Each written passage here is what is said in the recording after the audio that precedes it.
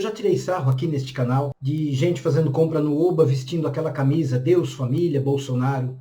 Eu estava errado. Quero pedir desculpa. Essas pessoas são vítimas de uma conspiração real contra a democracia. Eu vou explicar aqui neste vídeo. Primeiro, vamos falar um pouco de fake news. Em 98, na Copa da França, o Brasil perdeu com aquela convulsão do Ronaldinho. Lembra? Tudo mentira. Aquela Copa, está provado, foi vendida para a França. Em 1969, o homem pisou na Lua. Mentira, já está tudo provado. Tem livros e documentários demonstrando por A mais B que com a tecnologia da época era impossível colocar o homem na Lua. A Terra é plana. Esse negócio de holocausto, pura mentira. Nunca houve holocausto. Eu vou me atentar um pouco ao caso da Lua. Primeiro, todas as inconsistências apontadas pelos teóricos da conspiração já foram respondidas pela ciência. Dentre todos os que levantaram essas inconsistências sobre a ida do homem à Lua, nenhum possui formação ou experiência. Por outro lado, dentre todos os que possuem formação e experiência no assunto, sabe quantos acham que foi armação? 0. Ninguém. Então fica a pergunta, por que tanta gente prefere acreditar em palpiteiros sem conhecimento do que acreditar na totalidade dos cientistas que conhecem o assunto? Eu vou mostrar agora um gráfico que explica como se dividem as pessoas com relação às notícias alarmantes. Existe um grupo aqui de gente que é absolutamente crédula. Lê uma coisa estranha, acredita e divulga e passa para todo mundo. Existe esse outro grupo aqui. Esse grupo aqui logo percebe que é fake news, que é mentira, e não liga para o assunto. Porém, tem esse outro grupo aqui que é muito maior. Quando os argumentos são interessantes, as pessoas fazem o quê? Consultam jornais, sites especializados e aí descartam essas fake news. Eu estou nesse grupo maior. Você deve estar nesse grupo maior. Quer ver? Um médico fala que você tem que operar alguma coisa. Qual a primeira coisa que você faz? Você vai num segundo médico, vai num terceiro médico, de preferência de clínicas diferentes, médico que nem conhece o outro. Você ouve uma notícia bombástica. Bolsonaro é fã de Clarice Lispector e Cecília Meirelles. Você vai num ou dois jornais mais sérios, dá uma olhada lá, não acha notícia e descarta como fake news. Lula vai implantar o comunismo do Brasil. Você vai em jornais sérios, veículos consagrados, e você vai aprender, primeiro, o que é comunismo. Segundo, que o Lula nunca foi comunista. Terceiro, vai se dar conta de que, puxa vida, ele teve 8 anos, 2 mandatos, com alta popularidade e não caminhou 1 milímetro na direção de implantar o comunismo. E aí você vai ver que bobagem e não acredita. Mas atenção! Imagina se essa gente aqui, que é a maioria, começasse a não ver mais notícias. Isso aconteceu de fato na Alemanha, com um método de Hitler. O que ele fez em primeiro lugar? Contou sistematicamente, ao longo de vários anos, algumas mentiras. Os judeus alemães traíram a Alemanha. Os judeus são responsáveis pela miséria econômica da Alemanha. E terceiro, judeus do mundo inteiro estão conspirando para dominar o mundo. As 3 primeiras alegações eram mentiras, mas por que pegaram? Porque ele lançou a 4ª mentira.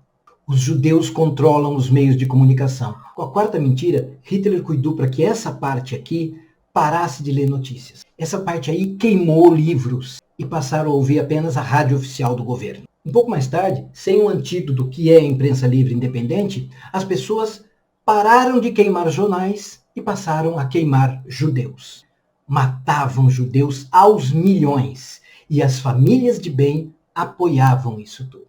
Repetir insistentemente mentiras e fazer com que as pessoas não acessem mais a imprensa. Esse é o método do Hitler.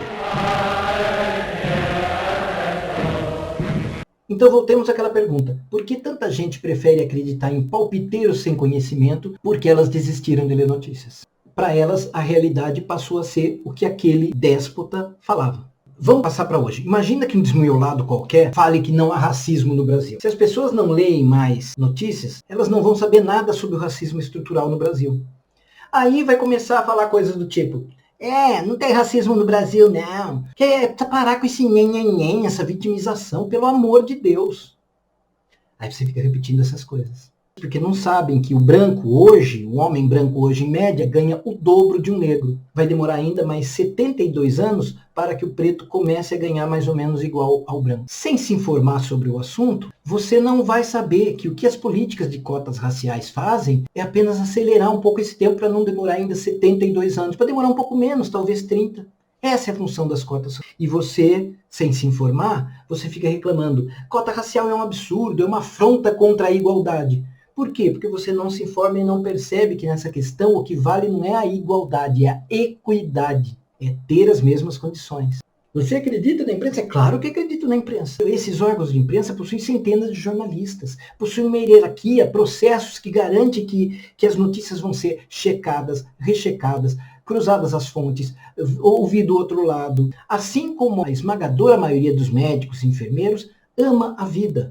Assim como os professores amam a educação. O jornalista ama a verdade. Fazer com que o jornal invente coisas é muito mais fácil para jornaleco, emissora de TV pequena, e onde um patrocínio robusto, onde você canalizar recurso, pode ter maior influência do que nesses grandes jornais. Então, sempre que eu leio alguma coisa, eu vou para a Folha, eu vou para o Estadão, eu vou para o G1, eu vou para o UOL.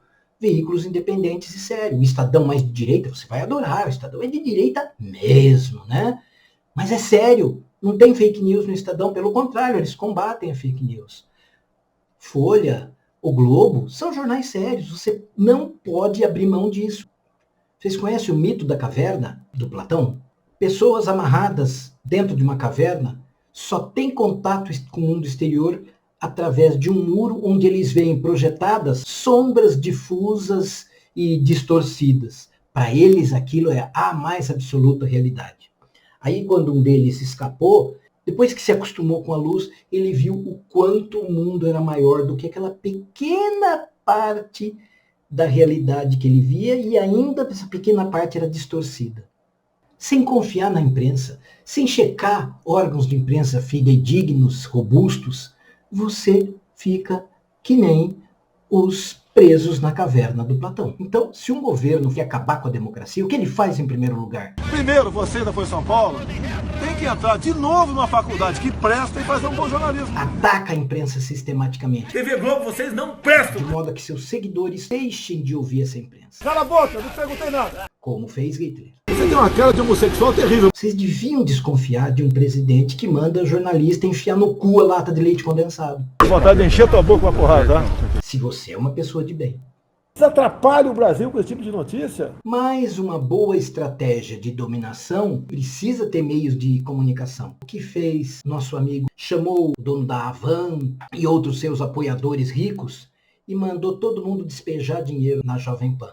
Gente, os analistas não têm apenas as mesmas ideias. Eles usam os mesmos termos que o gabinete do ódio usa. Ativismo de toga, jovens de bem lutando pela liberdade. Veja que uma pesquisa independente sobre o público da Jovem Pan constatou. O público da Jovem Pan é fiel, não consome outras fontes, não lê jornal, evita TV e se informa em redes sociais e WhatsApp. Exatamente como planejado. Por isso que eu falei no começo do vídeo que a maioria das pessoas que eu ironizei, elas foram vítimas. E agora tem condição de sair disso. Basta voltar aos meios de comunicação, porque elas têm inteligência suficiente para bater as informações e formar a sua própria opinião. E assim, sabe o que elas vão estar fazendo? Em vez de criticar absurdos, como, vamos transformar numa Venezuela, nossa bandeira vai ser vermelha, vai criticar o que realmente deverá ser criticado no governo. E você, que é uma pessoa de bem, munido com informações, porque Folha, Estadão, G1, vão criticar o governo também. E você, com base nisso, vai poder fazer uma oposição ao que realmente deve ser criticado. E mais, se anime, você vai poder eleger alguém de direita daqui a 4 anos. Alguém de direita que tenha dignidade, que tenha respeito à posição, respeito à vida. Você quer ser um Tite? Tite fracassou em 2 Copas. Foi eliminado em 2018 pela Bélgica, em 2022 pela Croácia. Porque ele não ouvia a imprensa. Porque ele se cercou de assessores que estavam lá só para referendar suas opiniões. Você não pode ser um Tite. E não pode ser que nem um chefe de um centro de distribuição do Correio. Eu vou contar agora uma história rapidinha. Eu e o Vitor Gilberti, um grande diretor regional, nós dois fomos juntos para um centro de distribuição ouvir dos carteiros o que eles pensavam a respeito de uma certificação ISO que estava ocorrendo lá. A gente queria saber se realmente a certificação era boa, produtiva para eles, ou se, pelo contrário, era um peso burocrático que mais atrapalhava do que ajudava. A gente queria ouvir a opinião direta dos carteiros. Para não atrapalhar, a gente foi falando individualmente com carteiros, mas a gente pedia para o chefe falar, me apresenta um carteiro aqui. A gente ouvia, o carteiro falava, não, muito bom sim, estamos gostando muito, é muito bom sim. Aí, apresenta outro aí. Aí a gente perguntou, o que você acha? Eu acho muito bom, muito legal sim, está muito ótimo. Aí eu puxei esse chefe e pedi, escuta, me apresenta os carteiros mais contestadores. Aí ele se encheu de orgulho e falou, não temos mais nenhum carteiro contestador, demitimos todos. Pois é, ele acabou com a capacidade de gestão dele, né? Acabou com a capacidade de enxergar o que tinha de problema na unidade dele.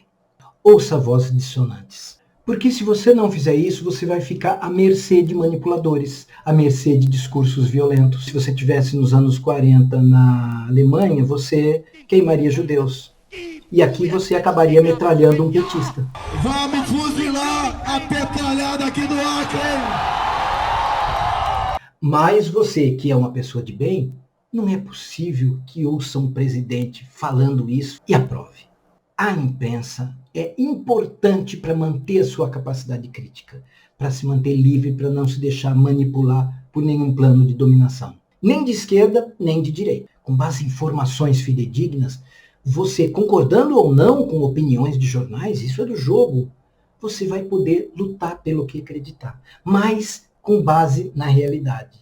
Não com base em imagens distorcidas, projetadas na parede por gente sem o menor caráter. Não seja manipulado novamente. Boa semana e até breve.